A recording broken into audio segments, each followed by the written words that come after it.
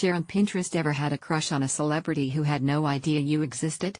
Lingering feelings for an ex after breaking up? Or maybe you fell deeply in love with a close friend but kept your feelings secret.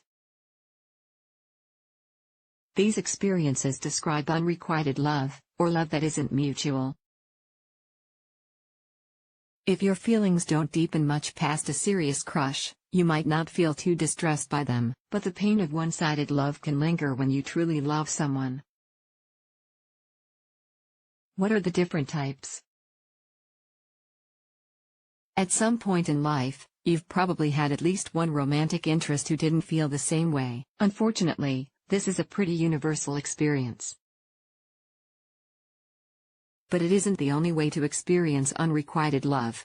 Unrequited love can show up in a variety of ways, says Kim Egel, LMTF. She shares some common types: desire for someone unavailable, pining for a person who doesn't have similar feelings, mutual feelings between people involved in other relationships, lingering feelings for an ex after a breakup. Unrequited love can also happen in casual dating if your feelings become serious but the other person's interest never deepens. What are the signs? Unrequited love can look different across different scenarios.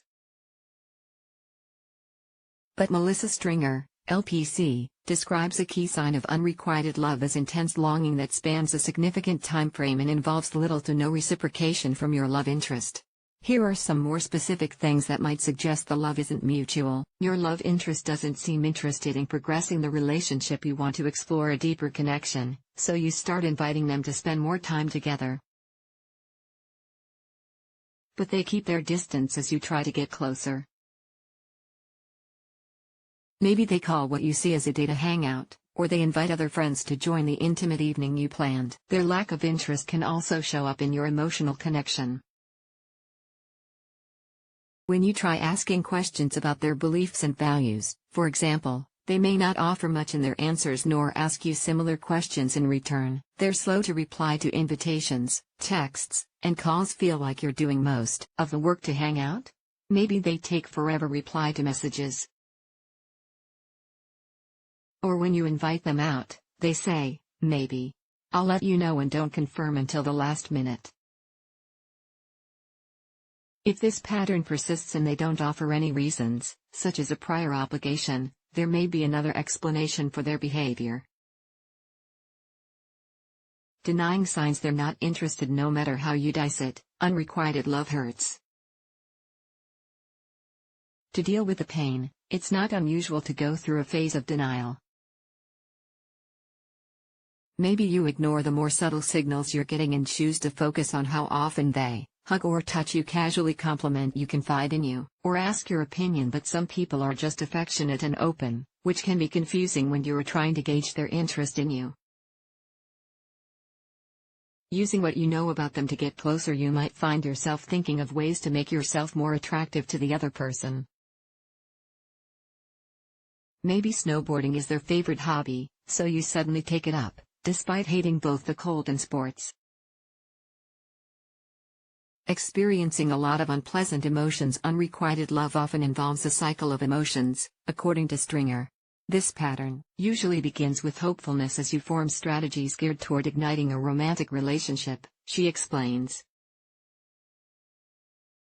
But when these attempts fail, you might be left with feelings of rejection and accompanying emotions, including sadness, anger, resentment, anxiety, and shame.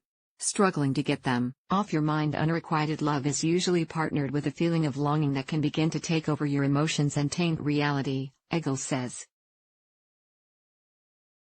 Your feelings for the person might come up throughout your day, in different areas of your life.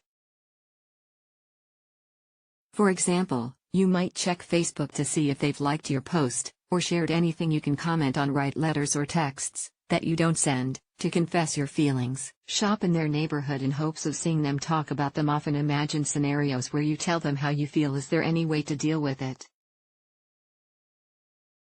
It hurts when your feelings aren't reciprocated. In fact, a small study from 2011 suggests rejection activates the same areas in the brain as physical pain. These tips can help you cope with the pain until it lessens. Talk about it. A conversation with the other person about how you feel can seem frightening, but it's often the best way to address the situation. If you sense some confusing signals, like flirty behavior or affectionate gestures, from the person you're interested in, talking about those things can help. It's not always easy to interpret someone's behavior, so you may not know exactly how they feel unless they tell you. Feel too overwhelming? It's also perfectly fine to just talk to a trusted friend about what you're going through. Sometimes, just getting these feelings off your chest can offer relief. But don't linger. You confess your love for a friend, but they reject you. You're hurt, but you want to remain friends. The best way to do this is to focus on your friendship, but don't feel like you have to force your friendship right now, either. It's completely normal to need space and time to heal. Feel your feelings. Unrequited love generally involves a lot of emotions, not all of them negative. You might feel excited to see the person you love, on top of the world when you get to spend time with them, and deeply sad when you realize you'll never have more than their friendship. Try practicing mindful acceptance of all of these feelings. Accept them as they come up without attaching judgment to them. Just notice them and let them pass. Journaling about them as you notice them, even the ones that hurt, can help, too. And then distract yourself. All of your feelings are valid, and noticing and accepting them can help you move forward. But try to maintain some balance, as too much time wallowing can end up making you more miserable. During the day, it can help to set the feelings aside until you have time and space to address them. Change your channel. Here are some ways to shift gears. Try to make extra time where you can for your hobbies, friends, and other enjoyable activities. Take care of yourself by eating regular meals and staying active.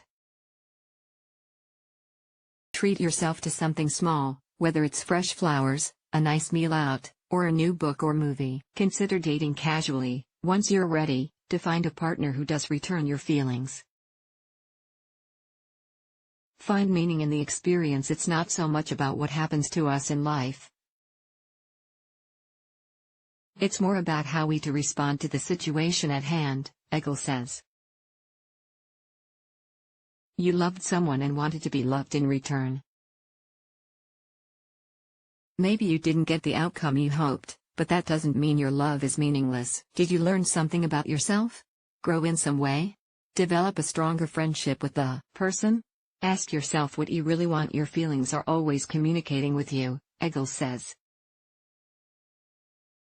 As you pay attention to the truth of your experience, your feelings can help point you in the right direction for you. Maybe your experience taught you more about the kind of person you're attracted to, for example. If you keep experiencing unrequited love, it could help to consider whether this pattern says something about your needs. Falling in love with people who don't return your feelings could suggest you feel like you should be in love with someone when you're really happier on your own. Maybe you don't really want a relationship. There's nothing wrong with that. When to get help dealing with unrequited love is an absolutely valid reason to seek the help of a qualified therapist. Stringer suggests therapy may be especially helpful if you're unable to stop pursuing the other person after they've said they aren't interested. You spend so much time thinking about the other person it interferes with your daily life. Friends and loved ones express concern about your behavior. If you feel depressed, hopeless, or have thoughts of suicide, it's best to talk to a trained professional right away. If you need help now, if you're considering suicide or have thoughts of harming yourself, you can call the Substance Abuse and Mental Health Services Administration at 800-662-HELP, 4357. The 24/7 hotline will connect you with mental health resources in your area. Trained specialists can also help you find your state's resources for treatment if you don't have health insurance. It's also wise to seek professional help if your feelings lead to potentially problematic behaviors, such as following the person, waiting around their house or work, or other actions that could seem like stalking.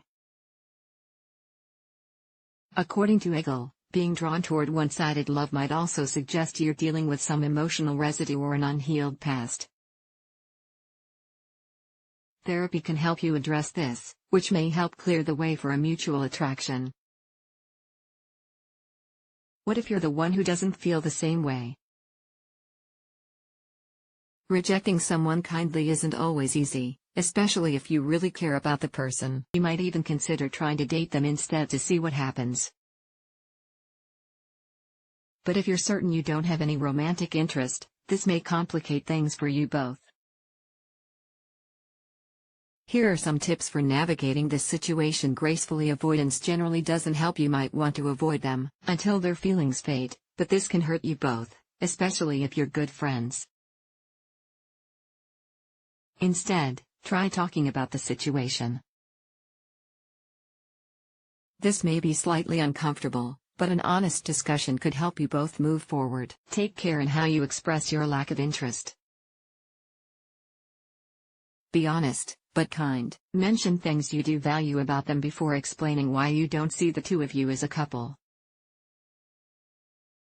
Offer compassion. Chances are, you've had feelings for someone who didn't return them at some point. Think back on how this made you feel. What would have helped you at the time? Even if you haven't experienced unrequited love, offering kindness until the sting of rejection fades could help the other person take comfort in your existing friendship. Make your rejection clear. It's important to clearly say you aren't interested. You may not want to hurt their feelings with an outright, "I don't feel that way about you." But vague or ambiguous refusals could encourage them to keep trying. Being upfront now can help prevent later pain and frustration for you both. Try, "You're important to me and I value the time we spent together, but I only see you as a friend. I'm not interested in you romantically, but I want to stay good friends. How can we make that work?" Avoid saying things like, "You'll find someone who's right for you," or, "I'm no good for you." These could seem dismissive. They might also inspire reactions like, "Well, how do you know unless we try?" The bottom line: unrequited love can be rough for everyone involved, but things will get better with time. If you're having a hard time, therapy can always offer a safe, judgment-free space to work through your feelings. Crystal Rapole has previously worked as a writer and editor for Good Therapy. Her fields of interest include Asian languages and literature, Japanese translation, cooking, natural sciences, sex positivity, and mental health. In particular, she's committed to helping decrease stigma around mental health issues.